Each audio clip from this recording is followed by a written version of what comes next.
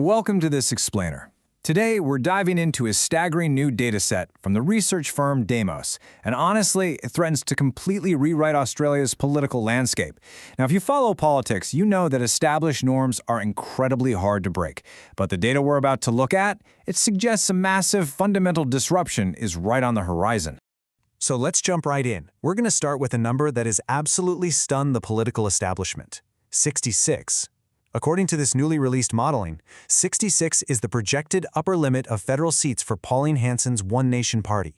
To put that into perspective, in a 150-seat parliament, that number vaults a historically minor party straight into the realm of actually forming a government. It's a real game changer. Now, the next federal election is still roughly 2 years away, right? But this data acts as a powerful early indicator. The absolutely crucial question this research raises is whether the fundamental geography of Australian politics is shifting right beneath our feet. I mean, are we looking at a temporary anomaly here or a permanent realignment of voter loyalties? So, here is how we'll break this all down today. First, a shock electoral prediction. Then, redrawing the political map. After that, high-profile potential casualties. We'll look at how MRP polling actually works, what's behind the shifting demographics, and finally, we'll cover the timing controversy. All right, part 1, a shock electoral prediction. This data forecasts a pretty brutal new reality. We're talking about Labor dropping from their current 94 seats all the way down to a range of just 60 to 72. Meanwhile, One Nation surges to between 53 and 66 seats, and the coalition, they plummet to just 11 to 22 seats.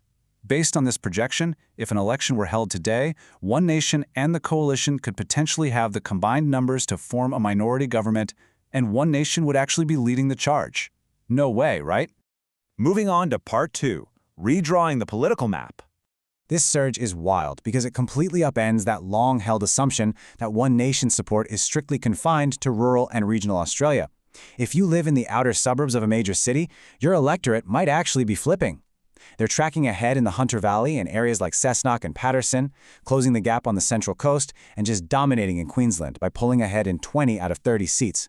Oh, and they are heavily rivaling Labor over in Western Australia too. And get this, even in New South Wales, where Labor still holds a narrow lead overall, roughly 51 to 52 seats, the margins are telling a totally different story. Peripheral seats like Whitlam, down near Wollongong, and outer Melbourne seats like Hawke and Victoria are suddenly these fiercely contested battlegrounds. The traditional strongholds are experiencing some serious structural pressure right now. Which brings us to part 3, high-profile potential casualties. The squeeze on the coalition here is severe. Pulling 9 points behind One Nation nationwide, the Liberal Party is facing a potential collapse down to as few as 11 seats. Heavyweights, we're talking people like Shadow Treasurer Angus Taylor and Western Australia's Andrew Hastie, are projected to lose their seats entirely. The only silver lining for them? There's this rare purple patch in Victoria where they trail One Nation by only 3 points and are projected to hold on to about 8 seats. Okay, part 4, how MRP polling works. Now, you might be wondering, how do they actually know this? How can a poll predict such hyper-specific, localized shifts? Well, traditional rim-weighted polls usually survey about 1,000 people. They give us a broad, nationwide mood, great for general sentiment, but honestly terrible for predicting individual seats. Demos, however, used MRP. This is a highly sophisticated model utilizing over 9,000 responses gathered between May and July to really drill down into specific, localized trends. So, MRP stands for multi-level regression and post-stratification. That's a mouthful, I know, but without getting too deep into the mathematical weeds, it's basically a statistical model that generates reliable vote shares and specific seat projections for all 150 individual electorates, and it keeps the margin of error to just about plus or minus 5%. It's an incredibly efficient way to get highly accurate, localized data without the massive, almost impossible expense of pulling every single electorate one by one. Let's look at part 5, behind the shifting demographics. Perhaps the most surprising demographic data point pulled from this entire study is an 8% surge.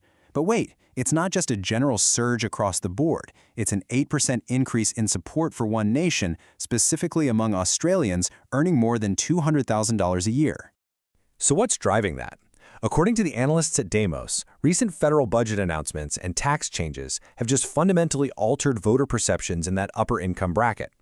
High-income earners are increasingly viewing One Nation as the most formidable opposition bloc to the current Albanese government. They aren't just, registering a protest vote anymore. They are actively migrating their support based on specific economic policies and their desire for a much stronger opposition presence. Finally, Part 6, the timing controversy. As you can imagine, explosive numbers like these instantly sparked rumors. Speculation was flying around that Demos actually had the results ready a week earlier, but deliberately held them back to avoid embarrassing the Prime Minister during the highly publicized Labour Party National Conference down in Adelaide. But the reality? Actually, scratch that, it's more like building an accurate MRP model is simply a computationally grueling task. Analyzing those 9,000-plus responses took a full 2 weeks to process correctly. In fact, George Assanos, the director of Demos, categorically denied a politically motivated delay. He went on the record stating, "I would prefer to get these things right and put them out later than rush them out earlier and get it wrong." He really emphasized that the delay was purely scientific. Ensuring the statistical accuracy of an MRP model across 150 unique electorates just requires meticulous time and effort. For them, the integrity of the data absolutely had to come before the news cycle. So what does this all mean? If this data is accurate, are we literally witnessing the permanent end of the traditional two-party system in Australia? And with 2 years on the clock, how is the establishment going to adapt to survive this kind of disruption? It's definitely something to think about. Check how these projections align with your own local electorate, and I'll catch you in the next explainer.